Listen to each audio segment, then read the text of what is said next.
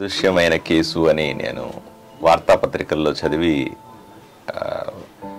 ఈరోజు ఈ తల్లిదండ్రుల్ని కలవడానికి నా సానుభూతి తెలియజేయడానికి అసలు ఏం జరిగిందో విషయం తెలుసుకోవడానికి ఇక్కడికి వచ్చాను. వాళ్ళ అమ్మ, వాళ్ళ నాన్న ఈ మధ్య చనిపోయినట్టుగా తెలుస్తూ ఉంది. నేను వచ్చే ముందే పోలీసులతో కూడా కొంత సమాచారం తీసుకున్నాను. ఏం జరిగింది ఈ కేసులో అనే విషయాన్ని కొంత సమాచారం తీసుకున్నాను. బాధితులు చెప్పిన ప్రకారంగా అయితే పాప ఎవరో ఒక అబ్బాయిని తీసుకుని వెళ్ళిపోయింది. మళ్ళీ చిన్న పాప మైనర్ అని ప్రూవ్ చేయడానికి మేము కొన్ని డాక్యుమెంట్లు ఇచ్చాం. కానీ మైనర్ కాదు, మేజర్ అనే ఉద్దేశంతో పాపను తీసుకెళ్ళి హోమ్లో పెట్టారు అని అంటే మళ్ళీ పాప తల్లి సంరక్షణలో ఒకరోజే ఉంది, మాట్లాడలేకపోయినాం, మళ్ళీ తీసుకెళ్ళిపోయారు, న్యాయం చేయాలి, మైనర్ కాబట్టి తీసుకొచ్చి ఇంట్లో వదిలిపెట్టాలా అనేది తల్లిదండ్రుల లేదా చిన్నాన్న, అమ్మ, ఇక్కడ తమ్ముడు ఉన్నాడు, వీళ్ళ డిమాండ్.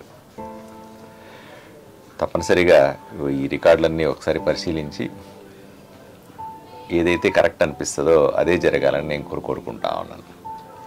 రికార్డుల ఆధారంగానే మనం పోవాల్సి ఉంది. ఇక్కడ ఎవరికి కూడా వ్యక్తిగత అభిప్రాయం ఏమీ లేదు. తల్లిదండ్రులను ఆ బాధను అర్థం చేసుకోవాల్సి ఉంది. ఇంట్లో నుంచి ఆడబిడ్డ వెళ్ళిపోతే తల్లిదండ్రులు పడే బాధన ఏంటో కూడా మనం అర్థం చేసుకోవాల్సి ఉంది. మనం దాని విధంగా స్పందించాల్సింది కూడా. ఎందుకంటే ఆడబిడ్డ విషయం కాబట్టి మనం ఎక్కువగా మాట్లాడలేము.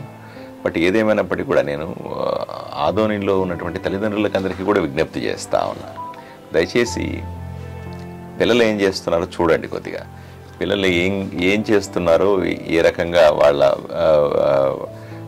ప్రవర్తన ఉందో, లేకపోతే వాళ్ళు ఏ విధంగా ఇబ్బంది పడతా ఉన్నారో, వాళ్ళు ఏ విధంగా మోసపోతారో అన్న విషయాన్ని కూడా మనం ఆలోచన చేయాలి. ఇప్పుడు ఈ తల్లి ఆవేదన, ఈ చిన్నాన్న ఆవేదన మనం ఎట్లా తీరుస్తాను చెప్పండి కదా. మైనర్ బాలిక ఆ విధంగా ఇంకోరెవరో మోసం చేసి తీసుకెళ్ళిపోతే ఆ బాధని ఎవరు తీర్చగలుగుతాం, ఏ విధంగా చేయగలుగుతాం?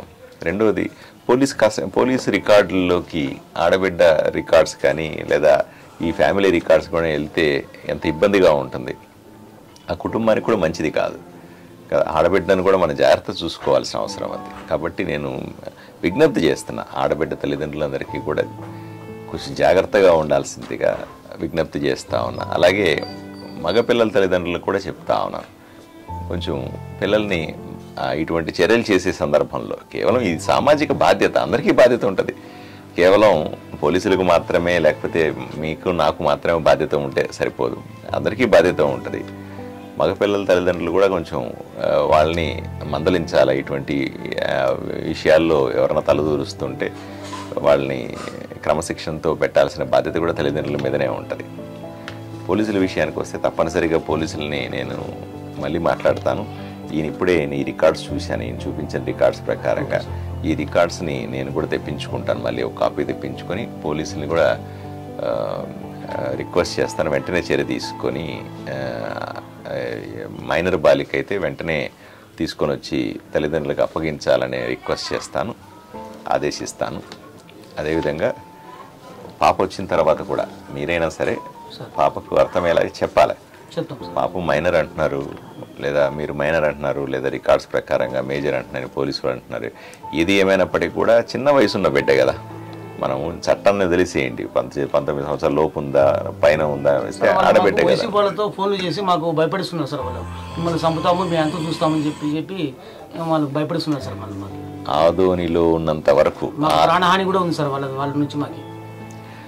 ఆదోనిలో డాక్టర్ పార్థసారథి ఎమ్మెల్యేగా ఉన్నంత వరకు ఎవరు కూడా దౌర్జన్యాన్ని కానీ రౌడీయిజాన్ని కానీ సహించేది లేదు. ఎవడన్నా మిమ్మల్ని బెదిరిస్తూ ఉంటే వెంటనే ఓ చిన్న పేపర్ రాసుకుని నా దగ్గరికి రండి, మిగతా సంగతులు నేను చూసుకుంటాను. ఆదోనిలో ఏ ఆడబిడ్డని కానీ, ఆడబిడ్డ తల్లిదండ్రులని కానీ, ఇంకొన్ని కానీ ఏ రౌడీ అనే పేరు కానీ, నేను ఆ పార్టీ ఈ పార్టీ అనే పేరు మీద కానీ, నేను పెద్ద తోపు అనే విషయంలో కానీ ఎవడన్నా బెదిరించడం, దౌర్జన్యం చేయడం చేస్తే ఎట్టి పరిస్థితుల్లో ఉపేక్షించేది లేదు అని చాలా స్పష్టంగా చెప్తా ఉన్నాను. మీ ద్వారా అందరికీ కూడా ప్రజలకు కూడా చెప్తాను, ఎవడి బెదిరింపుల్ని మీరు పట్టించుకోవాల్సిన అవసరం లేదు, ఎవడి బెదిరింపుల్ని కూడా ఇక్కడ సహించేది లేదు. దయచేసి ఇక్కడ పార్టీల కంటే కూడా ఒక ఆడబిడ్డ తల్లిదండ్రులు లేదా ఇటువంటి ఎన్నో సమస్యలు ఈ ఊర్లో కనపడుతున్నప్పుడు ఒక సామాజిక సమస్య ఇది. చిన్న వయసులోనే నిజంగా పెళ్లి కావాలంటే చేస్తారు తల్లిదండ్రులు, వాళ్ళు మంచి అబ్బాయిని చూసి చేయాలని అనుకుంటారు. మధ్యలో సొంత నిర్ణయాలు తీసుకొని మైనర్గా ఉన్నప్పుడే నేను పోలీసులు కూడా చెప్తా ఉన్నారు, ఈ ఊర్లో చాలా కేసులు వస్తూ ఉన్నాయండి, ఇబ్బందిగా ఉంది. చిన్న వయసులో 16 సంవత్సరాలు 14 సంవత్సరాల వయసులోనే పిల్లలు పెళ్ళిళ్ళ పేరుతో ఎవరి చేతిలోనో మోసపోతూ ఉన్నారని పోలీసులు కూడా బాధపడతా ఉన్నారు. సో ఈ సామాజిక సమస్యని కూడా మనం సీరియస్గా పట్టించుకోవాల్సిన అవసరం ఉంది. కాబట్టి మీరు ధైర్యంగా ఉండండి, మీకు కావాల్సిన న్యాయం జరుగుతుంది. ఎవరన్నా పోలీసులు తప్పనిసరిగా మీ వైపున ఉంటారు, టెన్షన్ పడకండి. రెండవది, ఎవరైనా బెదిరింపులులా ఉంటే అసలు మీరు దాన్ని పట్టించుకోని అవసరం లేదు, నాకు వచ్చి ఒక మాట చెప్పండి, ఒక పేపర్ మీద రాసియండి, మిగతా విషయాలు నేను చూసుకుంటాను.